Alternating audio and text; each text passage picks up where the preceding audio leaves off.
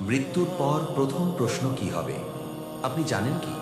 মৃত্যুর পর মানুষকে প্রথম যেই প্রশ্নটা করা হবে সেটা টাকা, সন্তান বা দুনিয়ার সাফল্য নিয়ে না। প্রথম প্রশ্নটা হবে এমন, যেটা শুনে অনেক মানুষ কেঁপে উঠবে। যখন একজন মানুষ মারা যায়, তার আত্মাকে আবার দেহে ফিরিয়ে আনা হয়। কবরের অন্ধকারে, নিস্তব্ধতার মাঝে দুজন ভয়ঙ্কর ফেরেশতা হাজির হন। তারা কোনো ভূমিকা ছাড়াই প্রশ্ন করেন, তোমার রব কে? এই প্রশ্নের উত্তর শুধু মুখে বললেই হবে না, জীবনের কাজই হবে আসল উত্তর। যে আল্লাহকে মানত, নামাজ পড়ত, হারাম থেকে বাঁচার চেষ্টা করত, তার মুখ থেকে সহজেই বেরিয়ে আসবে, আমার রব আল্লাহ।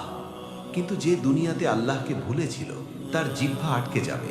সে শুধু বলবে, আমি জানি না, আমি শুনে এসেছিলাম। অন্য প্রশ্ন, তোমার নবীকে?